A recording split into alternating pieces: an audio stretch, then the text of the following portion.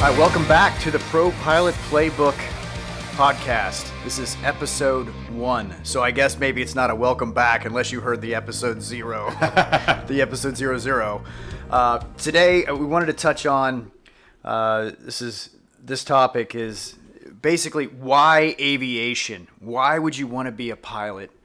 And maybe even tap on a little bit of our day-to-day as professional pilots ourselves, just to get an idea of what a normal pilot does when he's at work. Yeah, that sounds great. Aviation has, I don't know, it's been pretty good to me. I've got honestly 0 complaints about my job or my career. Yeah, I wouldn't change a single thing myself either. It's been a hell of a ride, in the 20 years that we've been doing this. I mean, we both are similar age and started right out of college, right? Or right out of high school, really, right? In aviation. And, not to go off on a tangent, but I would say when you think of the places that we've seen, which are obvious, that's an obvious thing. People are listening are like, well, I'd love to be a pilot because I get to see all these amazing places, and that is a huge deal. But secondly, what our listeners may not be thinking is you work so closely with people that all have the same interests, So if I had 20 pilots come in a room, and I asked how many of them probably had motorcycles or dirt bikes or like to shoot guns or all that crap that is stereotypical of a pilot. It is true. But when you work with like-minded individuals like that, you get some of the best friendships along the way that I just don't think you would have in any other type of business that you get into, because it draws a certain type of person. Wouldn't you agree, Sean? Absolutely. And I hear... as you were saying that, I was thinking of never mind. I was thinking of the old joke, how do you know, if you're at a party, how do you know if there's another pilot there? He'll tell you. Do you know what a pilot says halfway through his first date? Enough about airplanes, let's talk about me. But that just goes to show, this, I don't know, we love what we do. We actually love what we do. And I hear my neighbors come home, and they've been sitting under some fluorescent lights all day in some cubicle, staring at numbers and staring at a computer screen. And I just got back from the beach on Naples, in Naples, and I had some ribs for lunch at Mickelbob's. And he's been sitting at a desk under some fluorescent lamps all day. And I think you and I have done enough desk work too, not a lot, but enough to know that this is much better. Yeah. Yep. Well, we're sitting here on a Friday at 3 in the afternoon. Well, everybody else is working, and we're making a podcast, so that says something right there, right? It actually says a lot. I don't know. I know not the number of pilots who have side gigs. I mean, I used to fly freight with a guy who owned a Subway sandwich shop. That was his side thing. I mean, Mike, you have... Yeah, I'm a real estate investor and real estate agent in the Cincinnati area. And I would say if other than the obvious things, the ability to fly these beautiful airplanes and go to these beautiful places, and then, like I said, the people that we meet, the other major thing that is so satisfying that I would bring up, this is a career, is your ability to leverage time. You're only paid... You're paid on your skill, okay? And this is in all facets of the industry. It doesn't matter if you're a corporate pilot, freight pilot, or airline pilot. You're going to have more off time than what you're going to have in a traditional 9-to-5 job. And also these layovers, it's interesting to me as a corporate pilot. You fly these people on these business trips, and their work starts when they land, and they have to go do something for 8 hours, sit in these seminars, cut these deals, and all this. Our work ends when we get there, and we literally have the free time to do whatever we want. And with these phones and the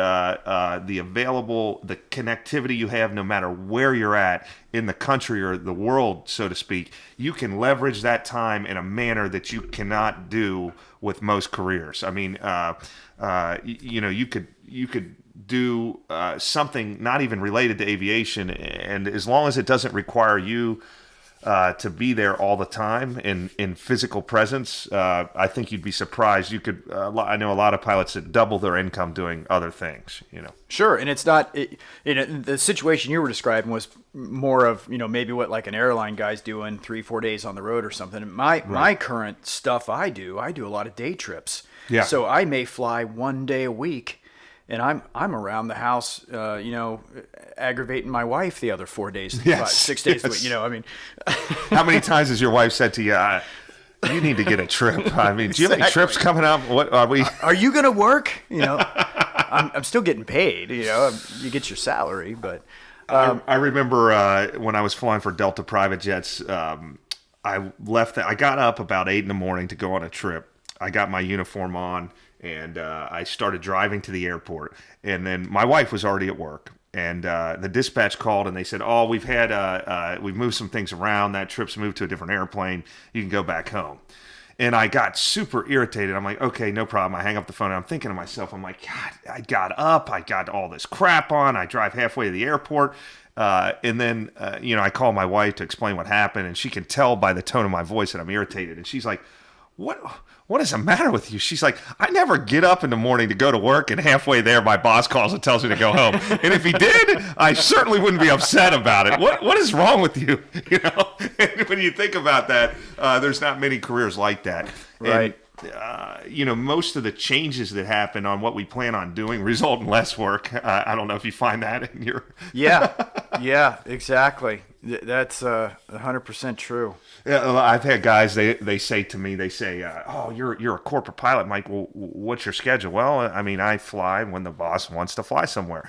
And they go, "So you're on call?" I go, Yeah, all the time. And they're like, "Oh, that's got to be terrible. You never know when your phone's going to ring or whatever." And you're like, "Well, I worked 8 days last month, and I only went to warm, sunny places. How many days did you work last month? Do you think you could handle the on-call thing? If that's the case." So, and that's just one aspect of the business. And I know in the program that we have, we touch on all this very thoroughly, the different types of jobs that there are in aviation. But whatever you're into, you can find that type of job, especially in this market that meets, for instance, if you are a homebody and you don't like to travel, let's say, there's aviation jobs, instructing jobs, simulator jobs, tons of them, where you can do the 9 to 5 if you want.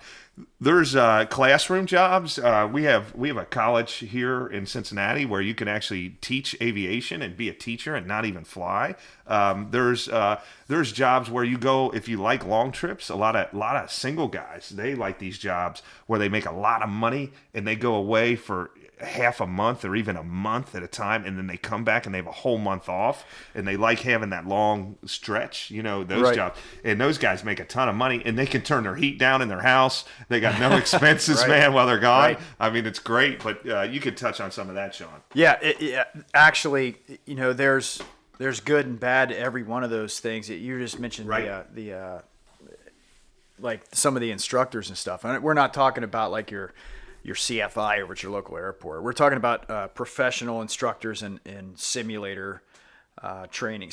There's 3 or 4 big name brand companies that basically have these simulators where as a professional pilot in a jet, you have to go out and fly the simulator every 6 months to a year, and they set engines on fire and hydraulic pumps fall off. Try to kill you. Whatever, yeah, and you've got to virtually try to kill you. Yeah, exactly. But these machines are these simulators are actually getting pretty realistic. I mean, they're all synced up with Google Earth, and you can fly over your hometown golf course if you want, and it's all accurate. But anyway, those guys, those instructors, they make as much as big money. Yeah, they make good money. Yeah. But anyway, as Mike was saying, there is something for everybody, and each one of these jobs has something different to it like that.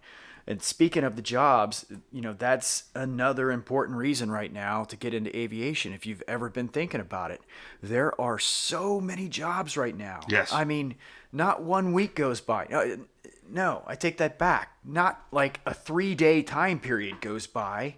I don't get an email, get a postcard in the mail, get a phone call from one of my pilot buddies, whatever, saying, "Hey, did you hear about somebody so-and-so hiring?" Or a postcard in the mail. I just got a postcard last week. It was one of these regional operators flying those little RJs. It was like a 70-seat RJ, Yeah, 90-seat those are RJ. sweet to fly. Yeah. Yeah, they were offering $50,000 sign-on bonuses for if you could come on as a captain. I'm not sure the bonuses you could just whatever get on, but anyway, that's just the state of the economy we're in right now. You'll think this is funny, Sean. I in the hangar, I run into an older guy that I respect a ton. One of my mentors the other day at the airport, and he's maybe early 60s, and he's like, this came up what we're talking about here, and he's all irritated. He's like, "Can I cuss on this?" "Gosh darn it!" But he didn't say it like that. He's like, "Gosh darn it, Mike! They've been talking about this gosh darn pilot shortage my entire career, and it finally freaking happens, and I'm getting ready to retire." I know. So for us, it's great because we're halfway through our career, so to speak. We're in the summer of our career, and we think back and we say, geez, I wish this would have happened 10 or 15 years ago. Sure. But this guy's getting ready to retire, and he's seen a whole career of this, and he's never seen anything like this. But listen to you guys listening to this podcast. I mean, you're in the most unbelievable sweet spot ever. Oh, God. If I was 18, 19 years old right now trying to figure out what I wanted to do with my life. Yeah. Jesus. Yeah. I mean, it's just the low-hanging fruit right now. It's just everywhere. Yes. And it was never like that. I mean, we had to, and you'll hear if you follow us on these podcasts and YouTube and things like that, you'll hear, some of the stories that we had to go through to start our career to even get flight time was, it was a huge effort, and every step of the way was fun, but our listeners are going to have a much easier path, and that's fantastic. Right. Not only easier because of the hiring, but some of the other changes that have happened, the changes were actually meant to make it more difficult or not such an easy mode of entry to get to the airline pilot position with some of the crashes and stuff that happened. Yeah, the FAA increased some of the law, the minimums to hire. Right, but they didn't increase the right. In my opinion, they did. If they really wanted to do that, they didn't increase the right things.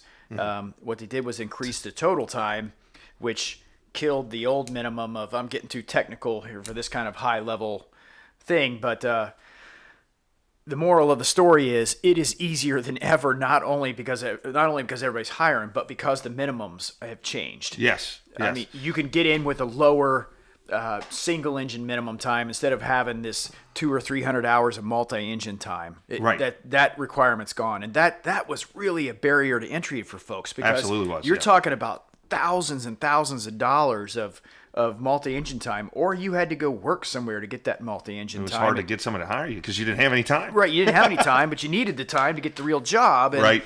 And so you ended up flying some piece of junk. Like I flew freight in a Baron. Yeah. For every night it was something. Something broken with the airplane, or this thing's overheating. I'll shut down this engine. We'll bring it in on single engine again. Or whatever. I had an engine failure in a Navajo. Yeah.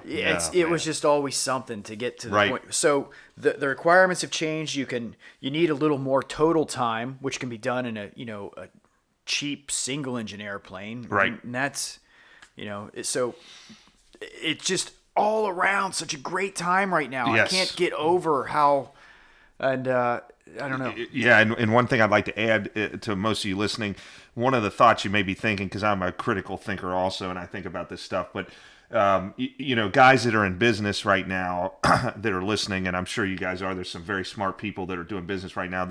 They're saying, well, yeah, we're on an upcycle in the economy. This is one of the greatest. Everybody's hiring in all aspects of business, and everybody has money right now, and they're spending and hiring. But this is all a cycle, and this is going to start to deteriorate. Well, I will say that there maybe is a little of that right now in aviation, but that's not really the core of where this is being driven. So if you really study airline hiring, and a lot of that is based on retirements, and these are all real numbers, guys. You can Google, but basically these airlines are forced with these mandatory retirement ages, and all this can be tracked, and they know how many seats they need to fill. Now, also the other growing demand, air travel is at an all-time high, and globally, air travel is unbelievable numbers because of the emerging middle-class economies in other countries. So, and a lot of these countries rely on U.S. pilots because, we have the best pilots, to be honest with you, and that is causing the best training. Yes. They all come here to get trained. Too. Yes. So it's not just the roaring U.S. economy, which is helping. There's other factors involved here, and you guys know that this is going to be several years in a process for you to get into the cockpit of a jet. If you use our program, it will be a lot quicker. But things could change in the U.S. economy, but that still is not going to affect the demand for pilots, in my opinion. What do you think? Yeah, and I meant before we shame on me before we hit the record button, I was going to pull the actual numbers out of Google. Yeah, that's okay. But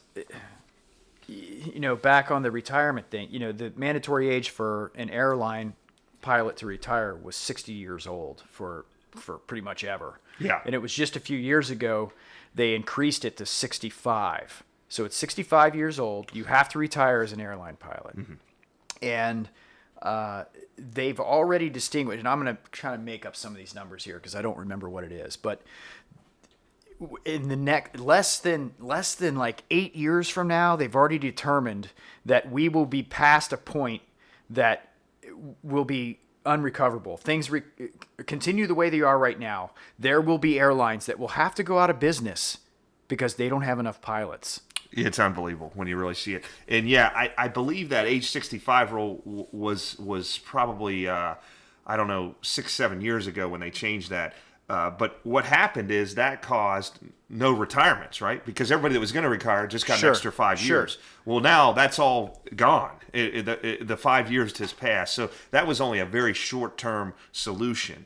And what that also did was that allowed the earning scale. If you look at some of these pilot pay scales, my God, these big, you make the big money at the end of your career, and now you got 5 more years to do that. So, so it helped everybody, really, Right. The other thing that's happening with this whole, the old days, I don't know, we're both in our 40s. So yeah. I remember when I was a kid, we didn't have all these RJs flying around everywhere. No. It was like one big airliner went from wherever you were at, Cincinnati to Miami. Maybe there was 2 of them. That's a big route. But that's it. There wasn't 8 RJs with 70 people on going down there. Every hour. Yeah, it wasn't like that. But that's what we have right now today. That's our airline industry. Yeah. And, our population's increasing. There's a growing middle class. There's people, back when we were kids, like I said, we're in our 40s. When I was a kid, rich people flew, and that was yeah. Not there wasn't, now like babies, everybody's flying. I mean, it's just 4-year-olds are going to Disneyland, 8 times before they're, it's a different world we're living in. It's more affordable. There's discount airlines. We have, the Allegiant. Spirit and Allegiant. Yeah. So now everybody shout can out to fly. Allegiant. I fly them constantly down to Florida. Yeah. I mean, so you can, if you're one step above living in your car, you can fly on Spirit or Allegiant, for $37. You can get down to Florida. You can't even drive for that price. No, you can't. Exactly. So that's why this need for pilots is there. Yeah. So check it out. I mean, don't take our word for it. 5 minutes on Google and doing a little career research, and you'll see that it's a winner.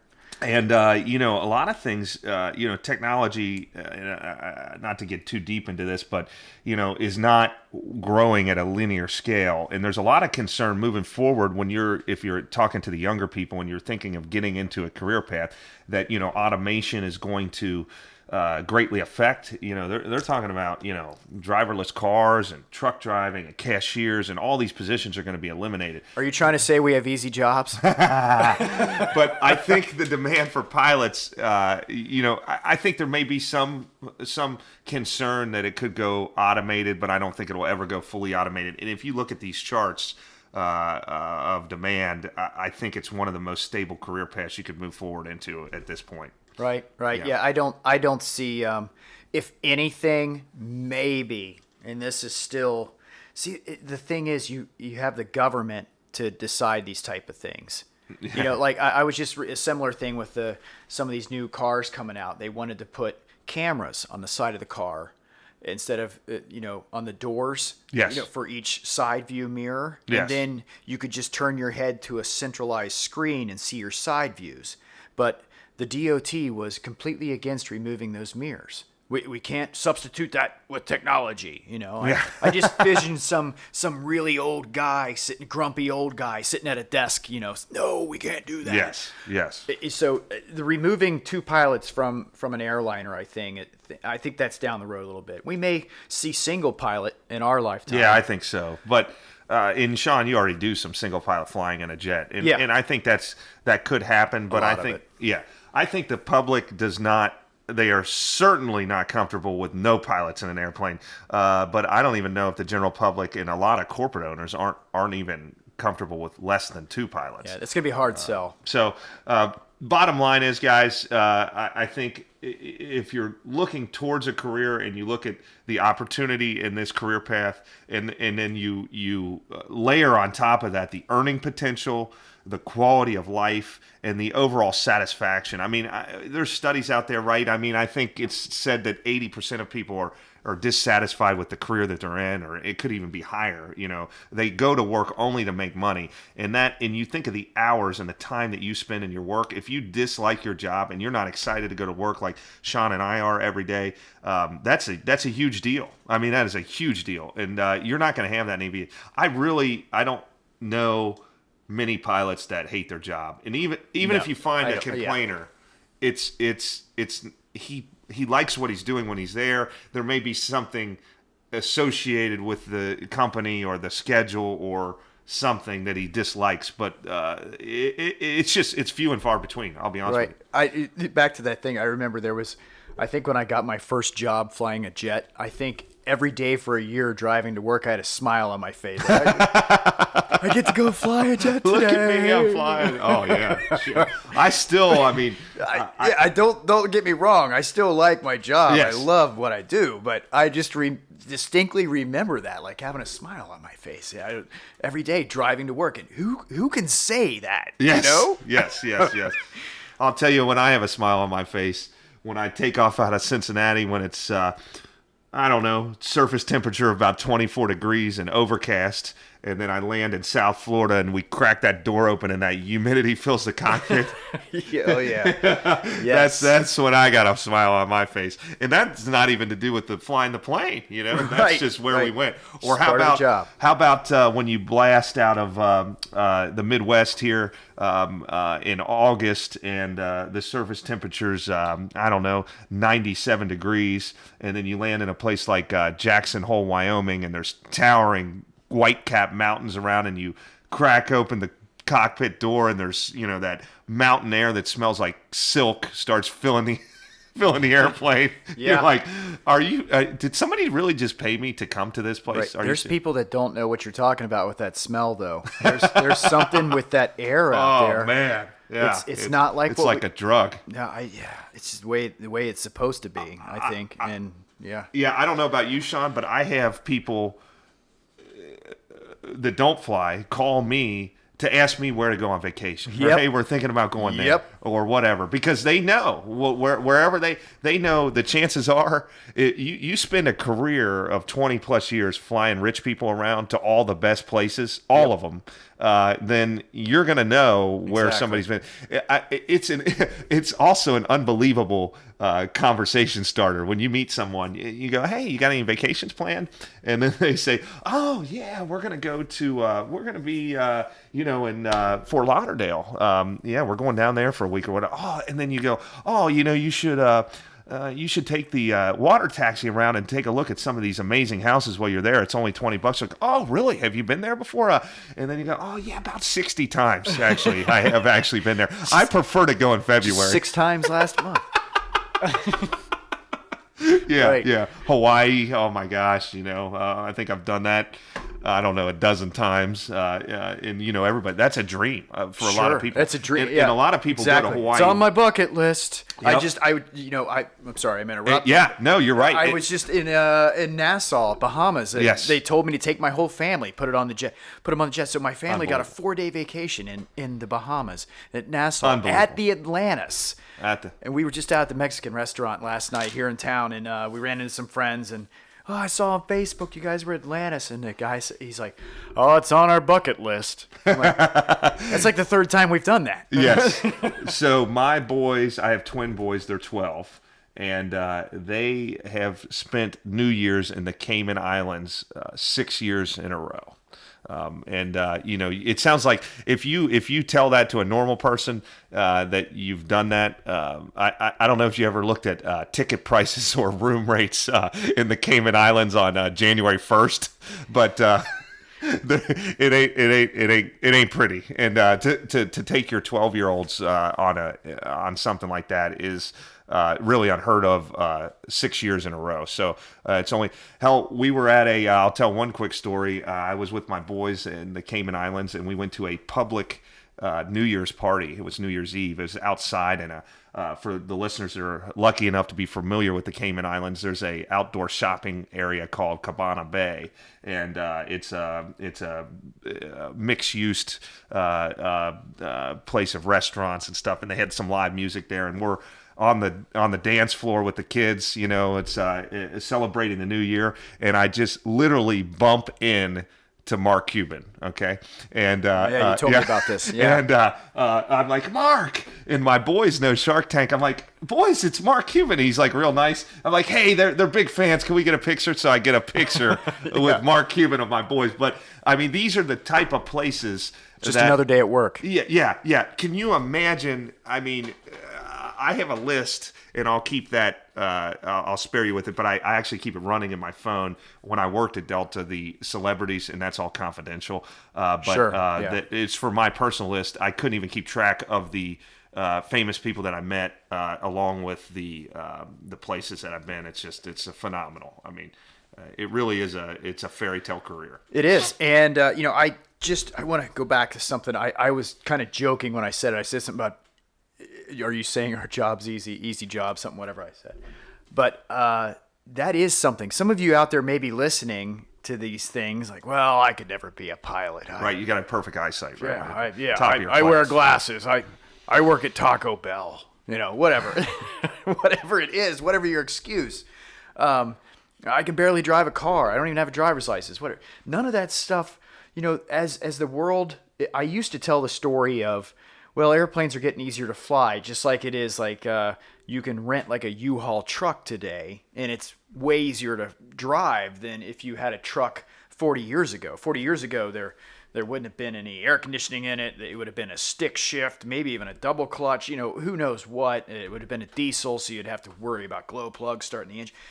Now you rent a U-Haul, it's just like, driving an F-150. It doesn't matter. Yeah, right. It doesn't matter. Well, airplanes are the same thing, only even in a greater scale is it getting easier with GPS and the autopilot systems. And literally it's ridiculously easy to fly an airplane. Actually, I've argued for years that it's getting too easy because guys like Mike and I, who came up the hard way, with none of this fancy crap,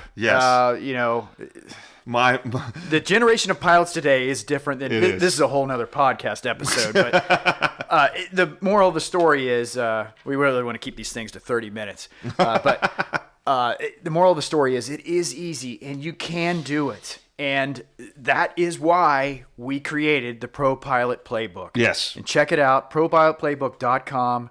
From not knowing the front of an airplane to the back of an airplane to getting your first paying pilot job. It is get there in the fastest means possible and the cheapest way possible. Right. With us mentoring you. And one of the, I always want to stress in every episode that our goal here is not really to, create a huge side business. It's really to help people. And, there's so many mistakes that we made along the way. One of the things that we found out is when you get started in aviation, a lot of your career advice comes from people that haven't made it either. You're talking, nothing against flight instructors are wonderful, but you're talking to a flight instructor and he's telling you the course of action to take to get you in a jet where he's never even been in a jet himself. He needs the program too. Yes, he needs the program also. So here you have a combined 40 plus years of experience between both of us.